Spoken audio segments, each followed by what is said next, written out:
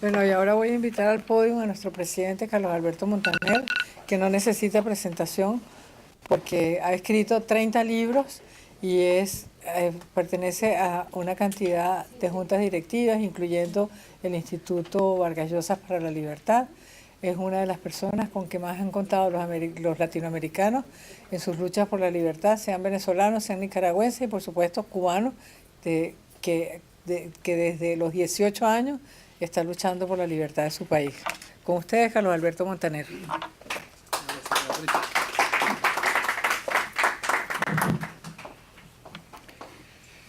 Bueno, muchas gracias, Beatrice, por la presentación.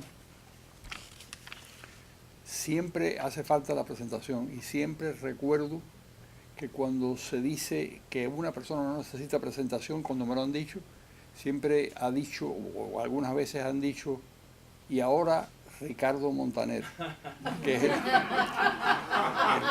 cantante maestro extraordinario y yo no sé cantar. Bueno, esta es una magnífica oportunidad de abordar el tema de la propiedad. La estructura de poder en Cuba, incluido Raúl Castro, sabe que se equivocó totalmente al suscribir el comunismo, especialmente desde 1968, cuando Fidel Castro decretó la ofensiva revolucionaria y fueron confiscadas hasta las herramientas de los zapateros. Entonces, cerca de unas 60.000 microempresas, casi todas familiares, pasaron a ser operadas por el Estado, con todo lo que ello tiene de ineficiencia y desidia. La situación, que ya era catastrófica en ese momento, habían pasado 8 años de revolución, se agravó hasta la desesperación. La isla se convirtió en el país más comunista del planeta y así le ha ido a esa pobre nación.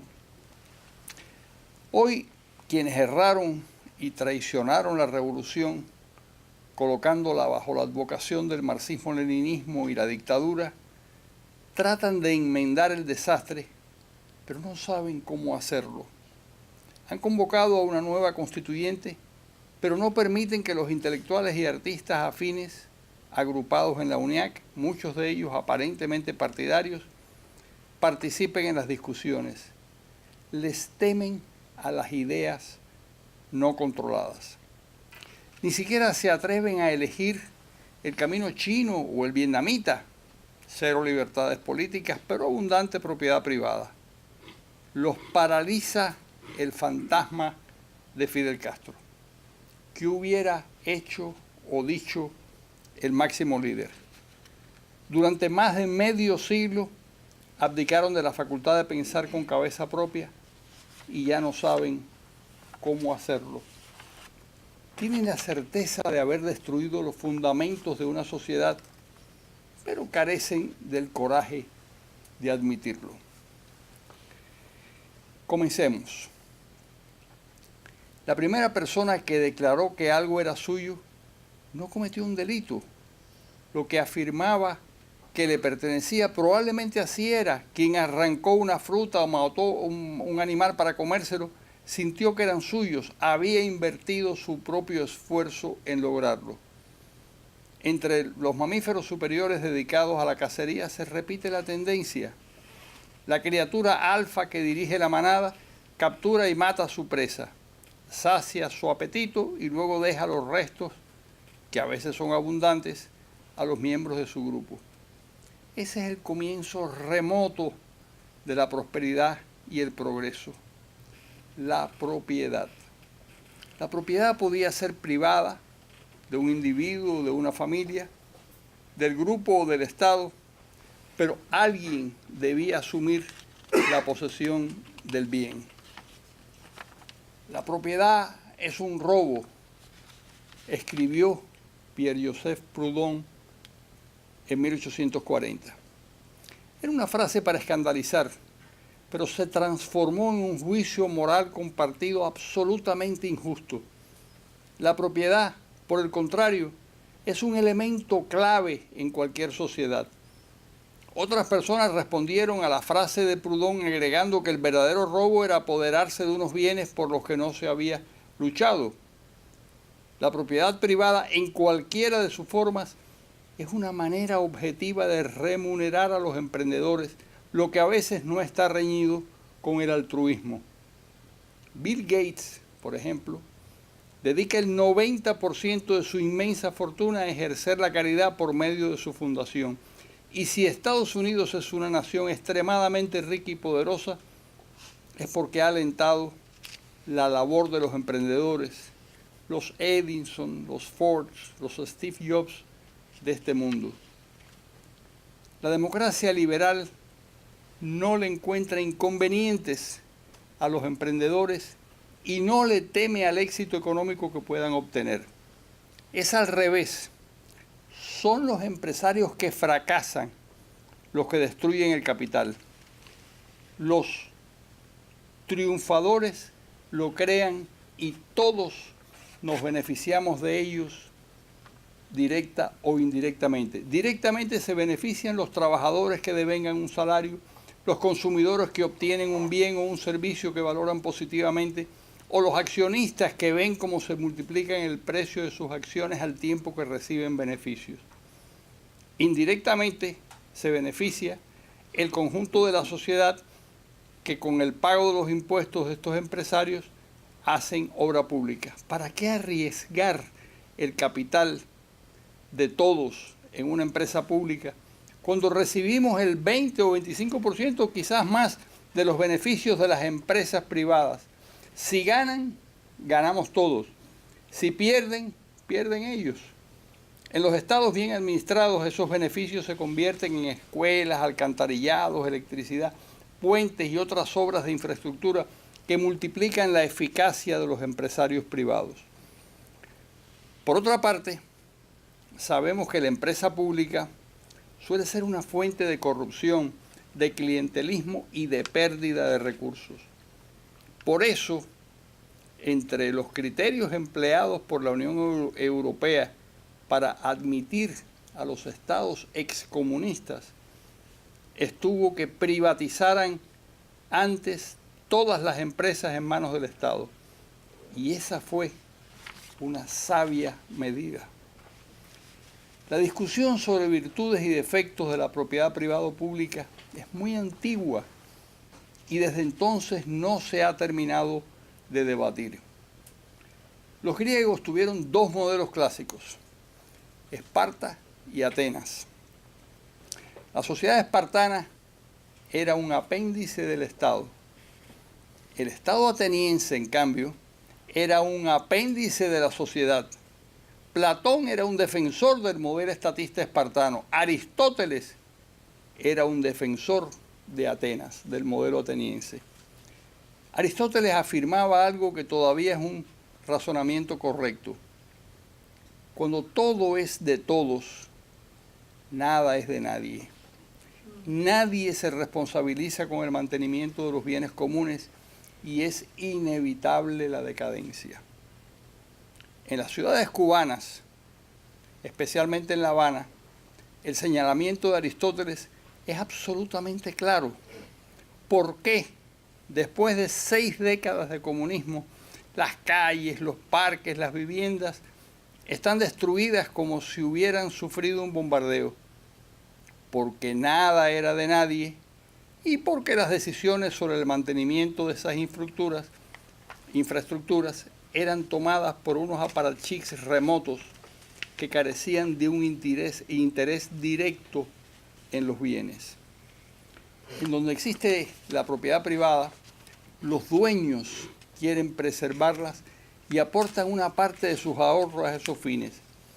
Mi mujer y yo, por ejemplo, adquirimos en Madrid un hermoso piso construido en 1807 sobre los muros de donde había vivido y donde murió Cervantes 2 siglos antes. Mi familia y yo vivimos 10 años confortablemente en esa vivienda. Luego la vendimos. La casa se mantiene en perfecto estado pese a los defectos de la construcción original, que eran generales. Marx hablaba en las Capital de la acumulación primaria de capital como una forma de despojar a los trabajadores de lo que les pertenecía.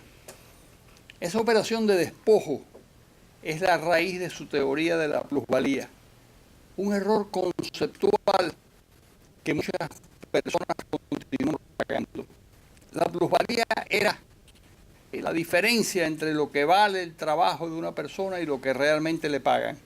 El capitalista, de acuerdo con Marx, se queda con la plusvalía y acumulaba más capital.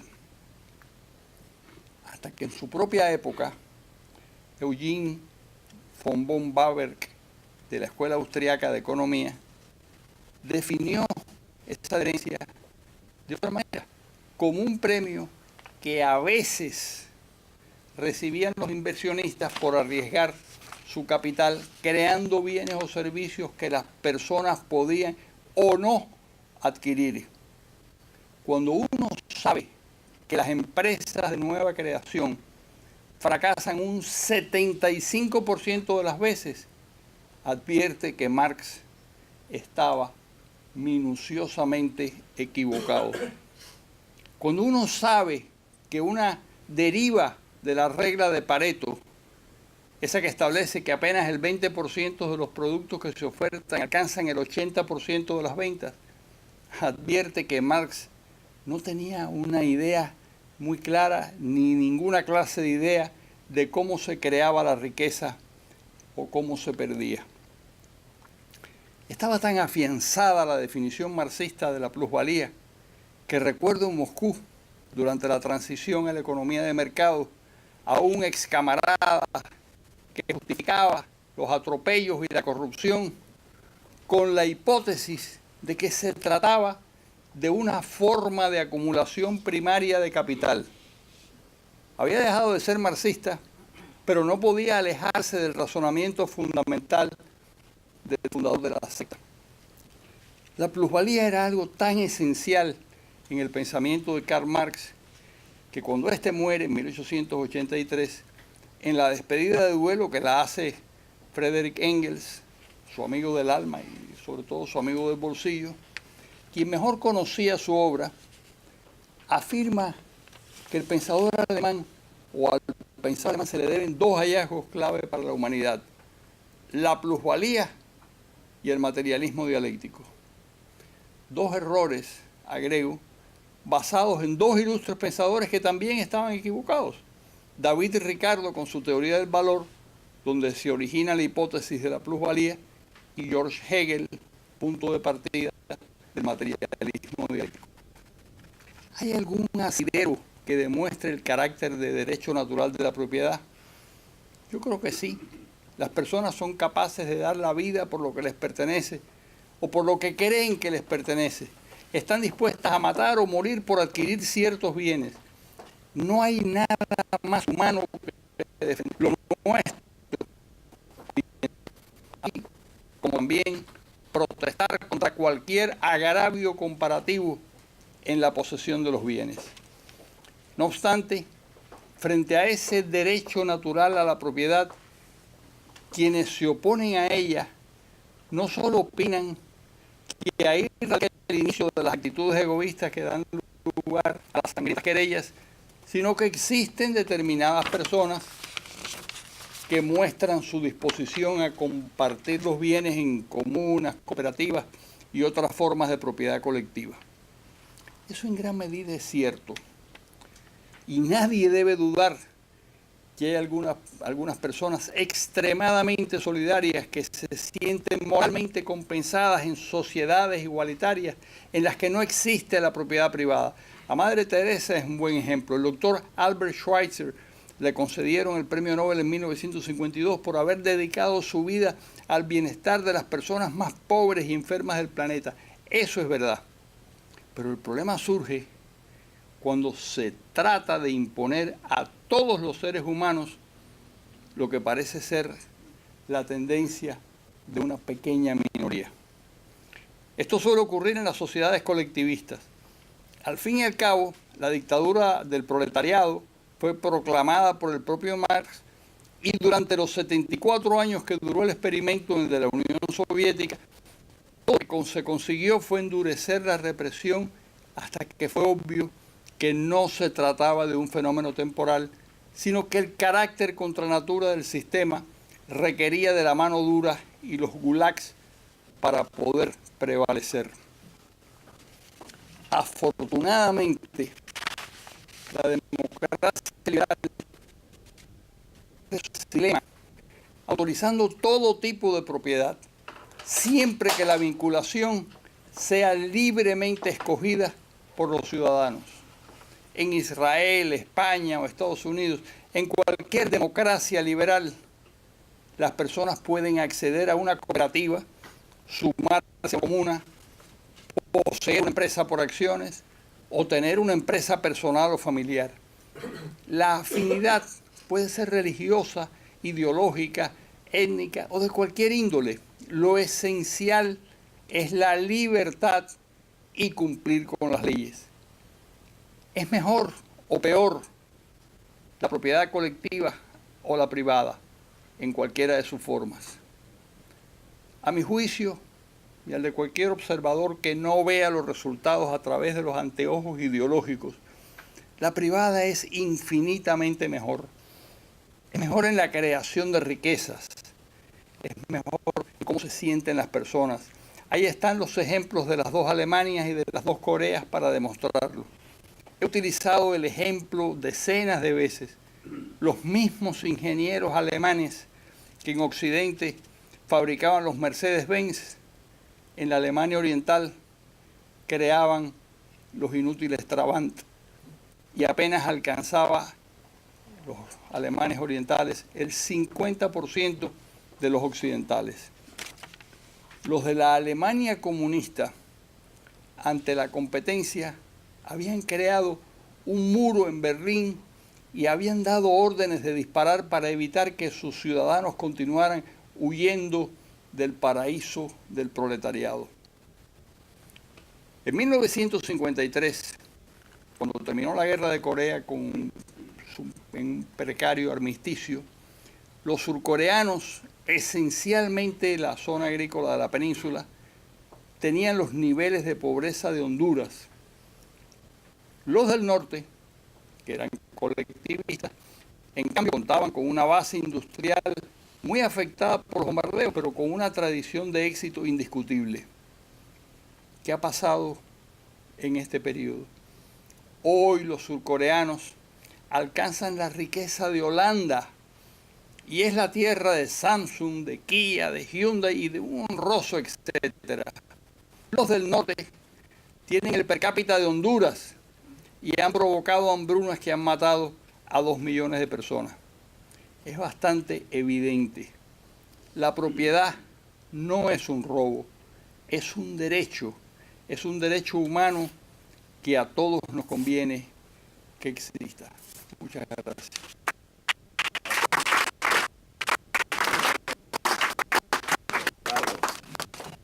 Muy bien, gracias. Bueno, y con estas palabras damos por terminado este foro sobre la propiedad privada, el derecho humano a la propiedad privada. Agradecemos la presencia que nos acompañan acá, pero también a nuestros amigos invisibles que nos están viendo por el stream, por el internet. Muchas gracias, buenas noches.